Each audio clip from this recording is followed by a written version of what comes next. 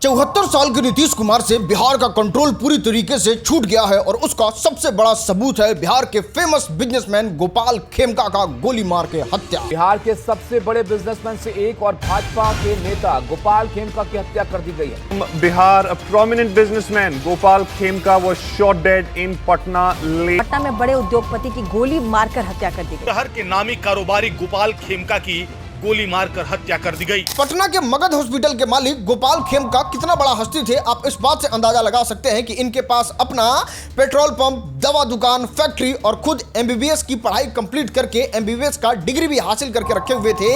ऐसे बड़े हस्ती के साथ सबसे पहले तो इनके भाई पे अंधाधुंध गोली फायरिंग करवाया जाता है जंगल राज के समय में। फिर समय बीतता है 2018 में इनके बड़े बेटे को गोली मार के जान ले ली जाती है। इतना नहीं, इनके छोटे बेटे पे भी हमला करवाया जाता है, लेकिन वो बड़े भाग से बच जाते हैं और आज 2025 में इनको गोली मार के एकदम माथे में सटा के जान ले ली जाती है। पटना और बिहार का पुलिस सिस्टम कितना थका हुआ है, आप इस बात से अंदाजा लगा सकते हैं कि यह घटना लगभग 11 साढ़े 11 के बीच में होता है। इस घटना को जानने के बाद पूर्णिया सांसद पप्पू यादव घटना पे पहुंच जाते हैं। बहुत सारे लोग एकत्रित हो जाते हैं, लेकिन पुलिस को इंफॉर्मेशन देने के बाद भी घंटों तक वहां पे पुलिस नहीं आती है और वहां के स्थानीय लोग कुछ इस तरीके से आरोप लगाते हैं पुलिस पे। 1.5 घंटा से किसी पटना में लोकल पुलिस को गांधी मैदान के सामने हत्या हो जाती है और 1.5 घंटा की पटना पुलिस क्या करती रहती है, हमको ये नहीं समझ में आता है।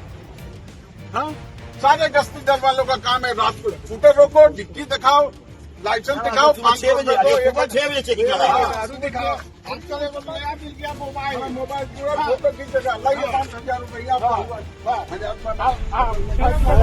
बिहार में जितने लोकप्रिय और बड़े उद्योगपति की हत्या हुई है, साजिशकर्ता इतने देर में तो देश छोड़ के बाहर चला जाएगा। ये इतना थका हुआ और इतना सुस्त पुलिस सिस्टम है। आइए दोस्त, अब हम आपको दिखाते हैं वो अंदर की चीज जो शायद अभी तक आपने ना मीडिया में देखा होगा और ना अभी तक किसी ने इस तरीके का कवरेज किया होगा। सबसे पहला सवाल उठता है कि आखिर पुलिस क्या कर रही थी, आखिर पुलिस ने क्या किया जब इतना बड़ा घटना को अंजाम दिया गया। आपको बता दें, करीबन 11 बजे इस घटना को अंजाम दिया गया।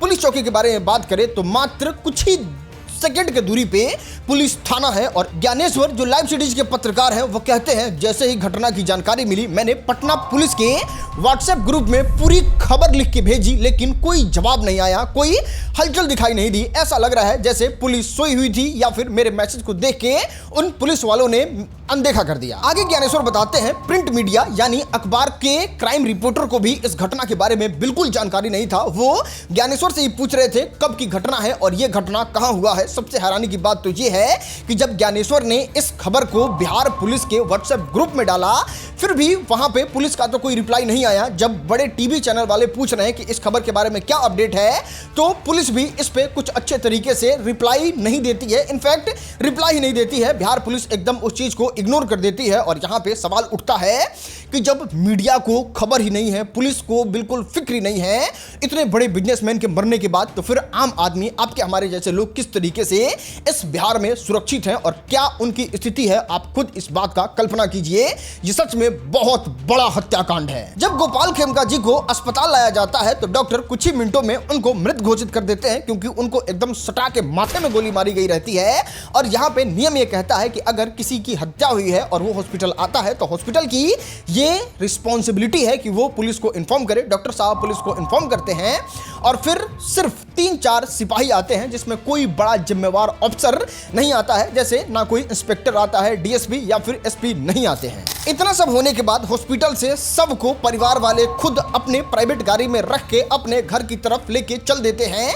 लेकिन नियम ये कहता है कि अगर हत्या किसी का हुआ है तो वहां पुलिस को तो आना ही है, लाश को अपने कब्जे में लेना है, उसको अपने निगरानी में पोस्टमार्टम कराना है, फिर आगे की कोई कार्रवाई होगी। लेकिन ऐसा कुछ नहीं होता है। सबसे ज्यादा दुर्भाग्य का बात तो यह है कि पटना में इतने बड़े उद्योगपति की एकदम थाने के बगल में हत्या हो जाती है, लेकिन ना घटना स्थल पे कोई जल्दी से पहुंचता है, ना हॉस्पिटल में कोई बड़ा अधिकारी पहुंचता है और ना रास्ते में दूर दूर तक कहीं पुलिस दिखाई देती है। एकदम एक इंसान का जान चला जाता है और पूरा परिवार एकदम असहाय महसूस कर रहा है। और अब पूरा बिहार असहाय महसूस कर रहा है कि अगर किसी के साथ इस तरीके का घटना होगा तो वो एकदम लवारिस की तरह अपना क्या करेगा क्या नहीं करेगा उसको कुछ समझ में नहीं आएगा। इतना सब देखने के बाद भी आपको ऐसा लगता है कि बिहार में सरकार सुचारू रूप से चल रहा है, पुलिस अपना काम बहुत अच्छे तरीके से कर रही है, तो आप मानसिक रूप से बीमार हैं, आप अंधे हो चुके हैं और आपको इलाज का सख्त से सख्त जरूरत है।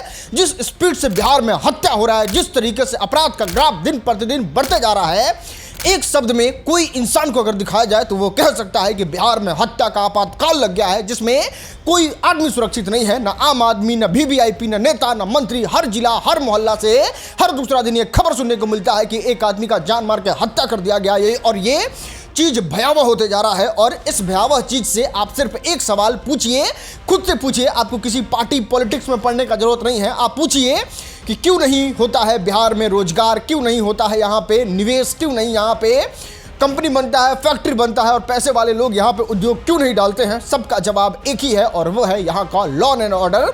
क्यों कोई आईपीएस और बड़ा अधिकारी यहाँ पे ड्यूटी करने के बाद यहाँ रहेगा, कोई क्यों डॉक्टर बन के यहाँ रहेगा। बना था ना एमबीबीएस करके अपना पूरा साम्राज्य और करोड़ों रुपया टैक्स देता होगा सरकार को, आज गोली मार के उसका हत्या कर दिया गया और उसको पीछे एक पुलिस का सपोर्ट भी नहीं मिला जब उसको सबसे ज्यादा जरूरी था। अब करिए कि क्या कर लेगा। तो ये है बिहार का रियलिटी, हार्श रियलिटी, और इस पे आपको सवाल उठाना चाहिए। जो इसके जिम्मेवार लोग हैं उन सब पे सवाल उठाना चाहिए। बहुत बहुत धन्यवाद।